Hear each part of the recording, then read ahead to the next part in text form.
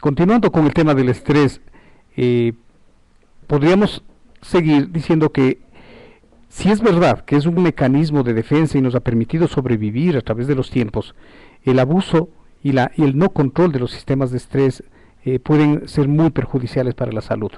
Recordemos nada más que el momento que se produce el estrés, se desencadenan una serie de acontecimientos que estarían vinculados con alteraciones a nivel del sistema cardiovascular, con aumento de la presión y aumento de la frecuencia cardíaca, con el sistema digestivo, con sobresecreción de ácido, con aumento de la motilidad intestinal, el sistema osteomuscular, porque los músculos se ponen muy tensos, hay una sobrecarga de azúcar que sale a la sangre de parte del hígado y de colesterol, y a su vez la presencia de cortisol, que es la sustancia que se segrega desde el cerebro, produciría una disminución de la respuesta inmunológica. Es decir, una persona permanentemente vinculada y al estrés va a tener sus defensas mucho más bajas. Entonces, ¿qué vamos a encontrar en una persona estresada?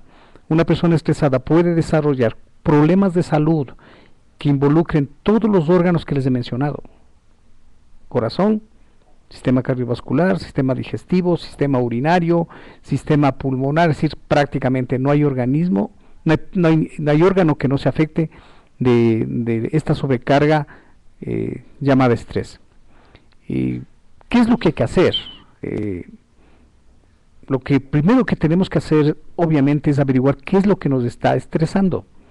Y ahí podríamos distinguir que hay distintas calidades y distintos tipos de estrés. Por ejemplo, hay estrés bueno y estrés malo. Es así como funciona. Por decir algo, si alguien se saca un premio de la lotería, tiene la misma reacción que si le hubieran robado el carro. El cerebro genera cortisol, el cerebro produce esta cascada de acontecimientos, la persona se siente incómoda, le arde el estómago, se pone muy tensa, en cualquiera de las dos situaciones. La una obviamente es satisfactoria porque el sistema luego va a modularse con nuestra parte racional, hablemos así, con nuestros pensamientos, nuestro razonamiento. Les decía que existe un estrés bueno y un estrés malo. El estrés malo naturalmente es aquel que nos perjudicará al 100%, y el estrés bueno tiene sus repercusiones, pero no tan dramáticas como lo que estaríamos viendo en el estrés malo. Habría un estrés físico. Un estrés físico, por ejemplo, personas expuestas a mucho calor, expuestas al frío, personas que no descansan bien en la noche, que cambiaron su horario, personas que viajan a zonas donde el horario es distinto. Tendremos un estrés químico. Un estrés químico estaría involucrado en las personas consumidoras de sustancias: el alcohol, el café en exceso, las drogas. Las mismas medicinas podrían generar estrés de tipo químico. Habría un estrés emocional también.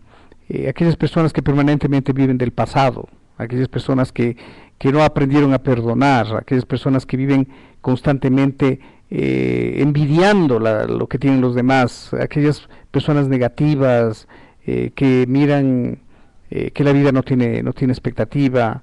Es decir, esto sería un estrés emocional. Si uno analiza qué puedo hacer cuando estoy estresado, lo primero que tiene que averiguar es qué es lo que me está estresando. Normalmente podemos encontrar personas que, recordemos que los seres humanos nos movemos en 3 círculos, llamemos así, en nuestra vida. Un círculo llamado el círculo personal: cómo me veo, cómo me siento, cómo me acepto. Un círculo familiar: cómo está mi familia, mi grupo pequeñito con el cual me relaciono, mi trabajo y mi ambiente social. Entonces esos 3 círculos tienen que estar equilibrados. Son como pilares en los cuales se sustentaría el equilibrio, que podríamos llamarlo también felicidad, ¿no es cierto? La idea es, si yo tengo problemas a nivel personal, como son enfermedades, como no aceptarme como soy, como permanentemente vivir tensionado por las cosas que no las puedo alcanzar, sin valorar lo que realmente tengo, eso sería un estrés de orden personal, un estrés que se estaría dando en el primer círculo. Si tengo problemas a nivel familiar, problemas con mi esposa, problemas con mis hijos, hay problemas de salud en mi casa, eso estaría vinculado al problema de orden familiar. Si tengo problemas con mi ambiente social, no tengo amistades, he tenido muchas desilusiones con los amigos, o en el trabajo, que es el otro ambiente fundamental, no tengo buena relación con mi jefe, el trabajo que hago no me gusta, eso genera obviamente estrés. Una vez identificado el estrés, tendremos que trabajar en ello. Podemos hacerlo de manera personal, con nuestro propio razonamiento, inteligencia, sentido común, pero en un momento dado llegamos hasta a sentirnos tan incómodos que necesitamos ayuda. ¿Quién nos puede ayudar en estas circunstancias? Obviamente los profesionales de la salud mental, serían psicólogos y psiquiatras. El psicólogo es un buen ayudante como para manejar y orientar y aclarar las cosas. El psiquiatra va más allá. En su condición de médico está en la facultad de poder prescribir y administrar medicamentos que cada vez son mejores, medicamentos que tienen una eficacia absolutamente probada. No hay medicamento perfecto, sin embargo, pero pueden realmente ayudarnos en momentos difíciles. El estrés también se ve beneficiado en su mejoría si es que tenemos ciertos hábitos como son alimentarnos bien, como no abusar del alcohol, como no abusar del café, como hacer ejercicio habitualmente. Se considera que 20 minutos diarios o 30 minutos 3 veces por semana son absolutamente beneficiosos. Si tenemos actitudes positivas frente a la vida, si aprendemos técnicas de relajación tipo yoga o meditación trascendental, son científicamente probadas que pueden ayudar a nuestro problema de estrés. Entonces, resumiendo, podríamos decirles, el estrés es una situación que nosotros la vivimos diariamente. El problema es que la estamos viviendo demasiado y eso realmente está generando problemas. Que tenemos alternativas, obviamente las alternativas que existen son válidas. Obviamente lo primero que tenemos que enfocarnos es en averiguar qué tipo de estrés estamos teniendo. Luego de eso trabajar en ello. Esto derivaría también en otro problema de salud que es también parte de la entrevista, el problema de la ansiedad. El problema de la ansiedad estaría vinculado al estrés definitivamente, como muchísimas enfermedades, si no todas. Todas estarían en última instancia vinculadas al estrés o a su vez complicadas por el estrés. Por decir algo, si una persona tiene hipertensión arterial, el estrés lo que va a complicar es más su hipertensión arterial. Si una persona tiene gastritis, probablemente se convierte en una úlcera a causa del estrés. Recordemos, como les había dicho, que el estrés es capaz de generar bajas en las defensas. Si una persona tiene mucho estrés, terminará por tener problemas de salud vinculados al sistema inmunológico, es decir, al sistema de las defensas. Podrá tener más infecciones. Habíamos dicho, quizás exagerando un poco, que el estrés es generador, desde gripe hasta cáncer. Y eso está siendo probado. Y también estaría el estrés vinculado a situaciones de depresión, que es una enfermedad muy complicada. Y estaría también afectando no solamente a las personas adultas, sino a los niños y también a las personas de tercera edad. En los niños y en los adolescentes, el asunto del estrés y la depresión se manifestarían no tanto con tristeza, sino con situaciones de agresividad. Esto explicaría por qué la situación de los grupos de pandillas, por ejemplo, que son chicos que en última instancia tienen problemas de salud mental, están vinculados al asunto de la depresión, de la ansiedad y del estrés, y explicaría por qué la agresividad. Los jóvenes, recuerden, no se deprimen con tristeza, se deprimen con agresividad. Este es un dato que vale la pena comentarlo. El asunto en definitiva, ¿cómo podríamos saber que una persona está estresada? El estrés se manifestaría por una sensación de malestar, de incomodidad, que a su vez estaría vinculado a lo que habíamos mencionado: tensión muscular, dolor del cuello, cansancio, agotamiento, irritabilidad, trastornos en el sueño, no pueden dormir, se despiertan de madrugada, se sienten muy cansados, por ende irritables. Hay trastornos con la alimentación, si son personas que o comen muy poco o comen demasiado. Tienen lo que se conoce también atracones, es decir, en última instancia, cuando están estresados terminan por comer demasiado como una necesidad de llamémoslo así, de compensar este malestar que están teniendo. Quisiera contestar algunas preguntas que pienso vale la pena contestarlas.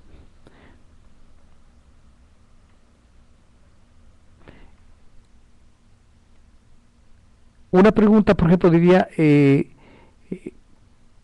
estrés afecta a todas las personas? Sí, definitivamente sí. Como les dije, afecta a todos los estratos sociales, no distingue ni estrato social, ni de nivel de educación, ni nada. Uno de los problemas del estrés podría ser el infarto cardíaco, ¿no?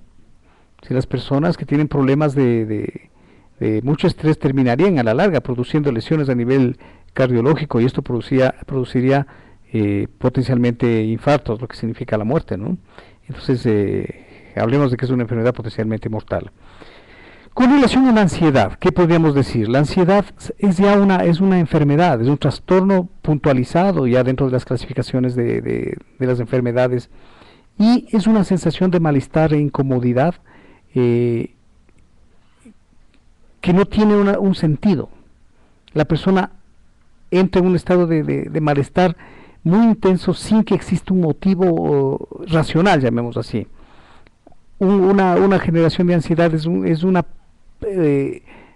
la percepción de que algo malo va a ocurrir. Dicen así las personas que tienen ansiedad: me estoy muy inquieta porque tengo la sensación de que algo malo está ocurriendo o va a ocurrir, y eso hace que la persona no pueda estar tranquila. Si alguien está en su oficina, en su trabajo, y siente como que están robando su casa, porque esa es la sensación que tienen, o que ha pasado algo con sus hijos, simplemente están en una incomodidad y en una inquietud constantes. Esto hace que la persona no viva bien, porque a su vez esto se va a traducir en otros síntomas, como son malestares generales, sudoración de manos, hiperventilación, taquicardia, dolor del cuello, dolor de cabeza. Entonces, realmente el trastorno de ansiedad es un trastorno realmente muy molesto, muy incómodo. La persona se siente muy mal, siente que algo malo le va a pasar, le da sensaciones como que se fuera a morir, porque hay malestares e incomodidades a nivel del pecho, y esto hace que se pregunte si no se estaría infartando. Entonces es bastante complicado el asunto de la ansiedad también. También se traduce la ansiedad por lo que se conoce como fobias. Las personas pueden tener mucho temor a hacer ciertas cosas, temores a las alturas, temores a entrar en un ascensor, subir en avión, viajar, porque simplemente se sienten muy inseguras, sienten que algo malo va a pasar. Hay lo que se conoce como trastorno de ansiedad generalizada. Son personas que permanentemente viven haciendo crisis de ansiedad, y a veces llegan a tener situaciones de riesgo para ellas mismas. Normalmente pueden salir corriendo de la casa en un afán de desesperación, obviamente tener accidentes de caídas, de atropellamientos. Entonces el trastorno de ansiedad sí es una enfermedad, es un trastorno de salud que amerita ya el manejo tanto de psicología como de psiquiatría. En psicología existen terapias efectivas para ayudarles. Una de estas terapias es la terapia conductual, que es cambiar la manera de pensar de la persona y de esa manera ayudarle.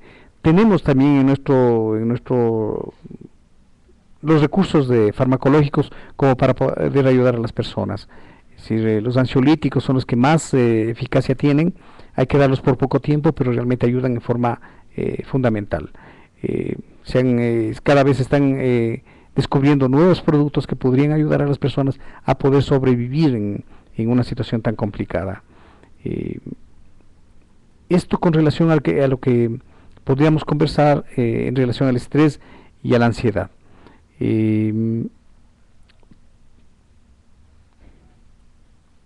¿Cómo se distingue la ansiedad y el estrés? Es una pregunta que nos hace Adriana.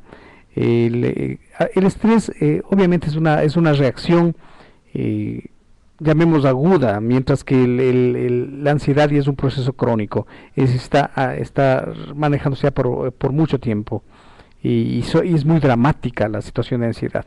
La ansiedad puede hacer necesario que el paciente puede ir hasta el hospital. Muchos pacientes llegan al hospital con la sensación de que se sienten morir, y realmente lo que son crisis de ansiedad. Pero indiscutiblemente el estrés va a llevar a la ansiedad, y la ansiedad va a llevar a la depresión. Y si la depresión no es tratada y se sigue complicando, puede llevar a una desconexión de la realidad. Todo nuestro sistema nervioso funciona como un mecanismo interconectado. Entonces, recordemos, tenemos que manejar el estrés en una primera instancia, averiguando qué es lo que me está estresando y haciendo esfuerzos para que racionalmente podamos manejar este tipo de problema. Si es que ya en forma personal y con todos nuestros mejores recursos no podemos hacerlo, los médicos especializados en salud mental estamos en condiciones de poderles ayudar. Una pregunta, dice, si una persona tiembla excesivamente cuando se asusta, pero sin tener un sobresalto emocional, ¿a qué se puede deber esto? Podría ser también reacciones propios de su personalidad. Sin embargo, sí se le vería como alguien que estaría con un nivel de tensión alto, ¿no? Con ella valdría la pena conversar y ver cómo se le puede ayudar.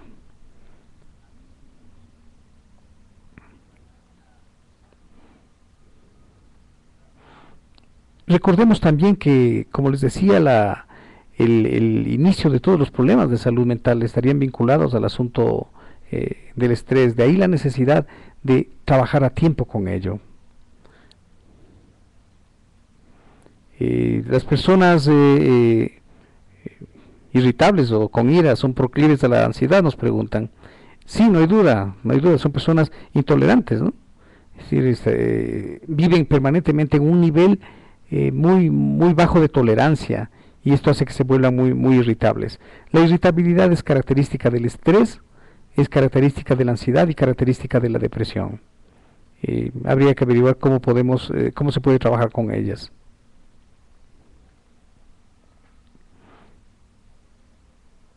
Si no se trata a tiempo la ansiedad, ¿cuáles pueden ser las consecuencias?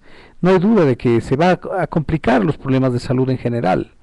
Es decir, vamos a terminar con un problema gastrointestinal importante, vamos a lesionar nuestros músculos, se va a bajar nuestras defensas y podemos entrar en procesos depresivos que son enfermedades mucho más complicadas y potencialmente mortales.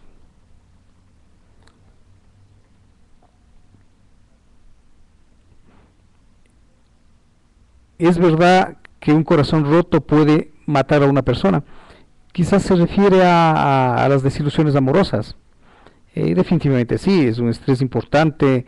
Las rupturas son cosas muy complicadas. En niveles de 100, el estrés más alto que una persona puede tener es la pérdida de un ser querido, la muerte de un esposo, esposa o hijos.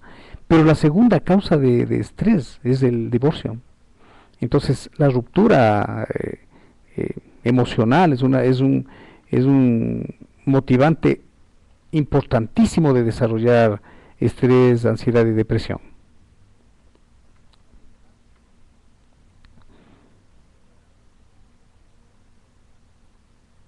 Entonces el asunto romántico de que puedo morirme sin ti realmente sí se da, porque obviamente las circunstancias van a depender de la sensibilidad. Quizás una cosa que vale la pena comentarles, ¿qué es lo que hace que una persona sea más vulnerable a otra? Eso tiene un componente genético. Heredamos una predisposición a una fortaleza, llamarlo así, pero depende de las circunstancias de vida, de cómo el entorno nos ha tratado, para que esa tolerabilidad frente al estrés se vaya flaqueando. Es decir, si alguien viene con una fortaleza muy grande, es muy probable que aún ante la adversidad tenga una capacidad de buen enfrentamiento. Pero si una persona viene con una fragilidad y encima tiene un mundo con dificultades, simplemente va a derrumbarse.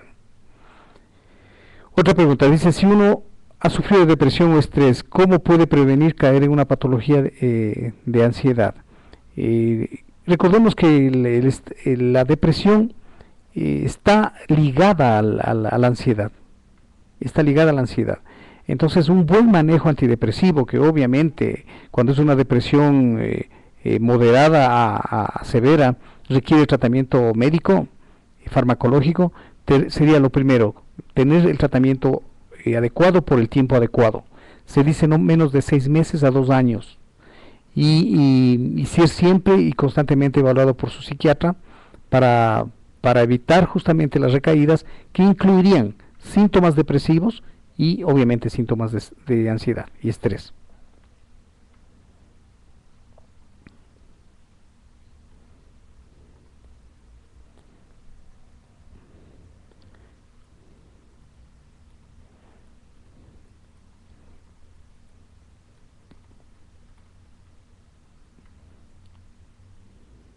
¿Cuáles son las consecuencias del estrés prolongado? Me dice una pregunta.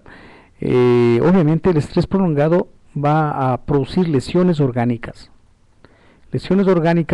que van a derivar en todos los órganos del cuerpo y en el sistema nervioso llevarían a lo que hemos hablado, depresión y ansiedad, fundamentalmente.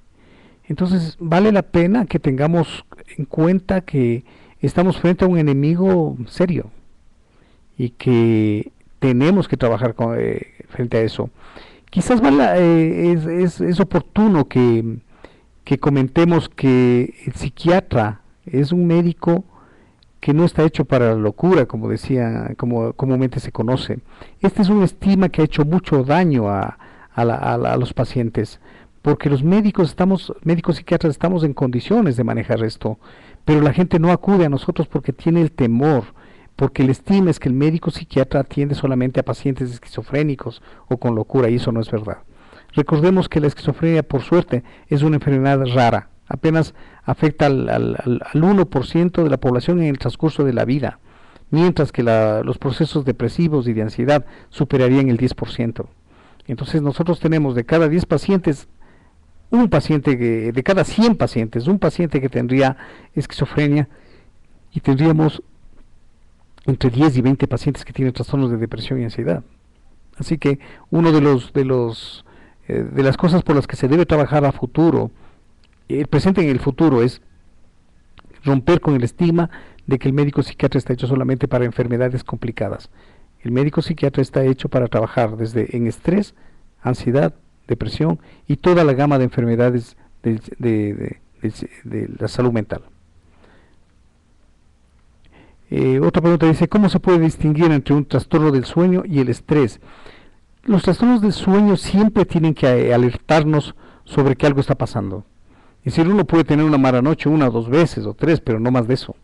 Pero si tenemos sobre todo los llamados despertares tempranos, es decir, la persona concilia el sueño, pero luego se despierta de madrugada, esta es una característica de las personas con depresión. A diferencia de las personas con ansiedad, en ansiedad las personas no pueden dormir, se les dificulta conciliar el sueño. Obviamente el trastorno del sueño en este caso sería un síntoma de algo más que está ocurriendo. Entonces, sí tenemos que trabajar en personas que están teniendo problemas del sueño para averiguar qué es lo que está detrás de ese problema de no dormir. Recordemos también que cambios en los horarios y cambios en las rutinas de trabajo son muy generadores de estrés. Personas que tienen que trabajar en la noche viven permanentemente estresadas. También recuerdo otro estrés muy común, el estrés del ruido. Se ha comprobado que personas que viven cerca de aeropuertos, por ejemplo, tienen problemas muy serios con el estrés por esta agresión auditiva que permanentemente la tienen, ¿no? Dice otra pregunta, ¿cómo puede una persona que tiene un estilo de vida estresado prevenir de generar una enfermedad más complicada?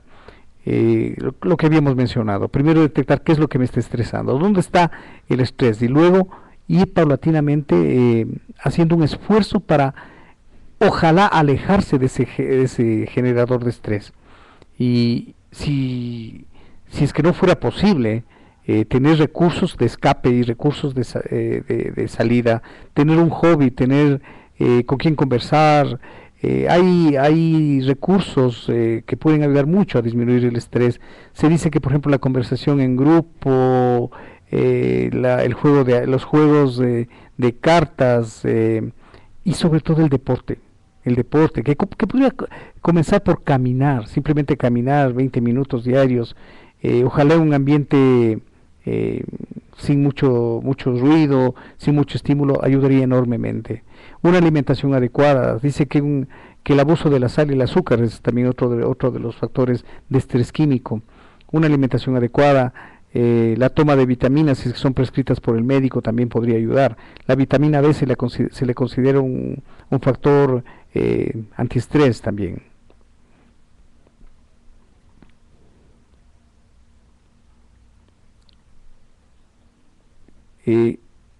Estamos leyendo otra pregunta. No.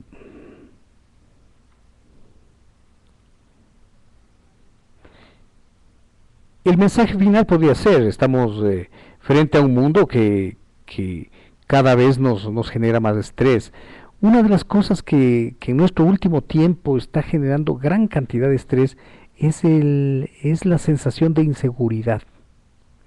La sensación de inseguridad es una sensación de malestar y de incomodidad permanentes y que lamentablemente están siendo súper mal manejados por los medios, porque simplemente ellos nos sobredimensionan noticias y eventos que realmente nos ponen los pelos de punta. Eso a la larga termina por dañar nuestro sistema.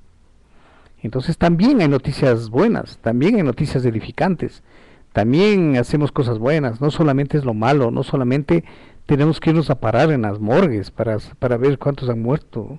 Entonces eso también indiscutiblemente está generando una de las situaciones de estrés más importantes, que es la inseguridad. Y obviamente eso tenemos que tomar en cuenta eso, nada que darle vueltas. Tenemos que trabajar en saber lo que escuchamos, en saber discriminar y elegir las cosas que realmente son buenas para nuestra vida.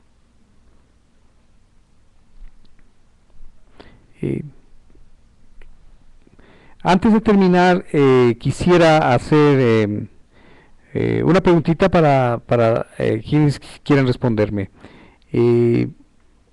Si podrían comentarme dos ejemplos de lo que sería un estrés bueno y un estrés malo.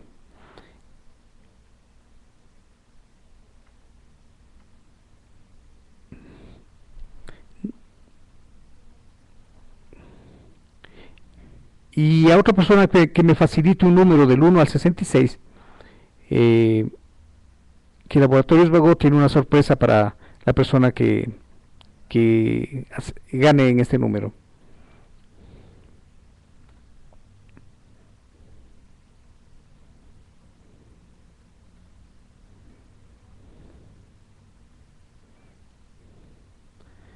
Bueno, Andrea no ha respondido correctamente. Ella dice que un estrés bueno es aquello que nos genera placer, ¿no?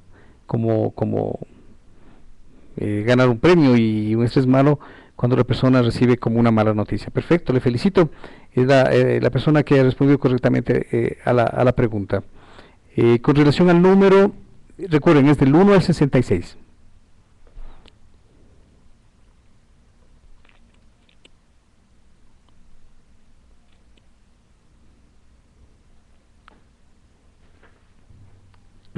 Todas estas personas están, el número es el número 46. El número 46 es el ganador, y Laboratorios Vago se comunicará con usted y tendrá su sorpresa. Es el señor Luis Vallas. Soy Carlos Jaramillo Arboleda, médico psiquiatra, y les agradezco mucho la oportunidad de haber estado con ustedes.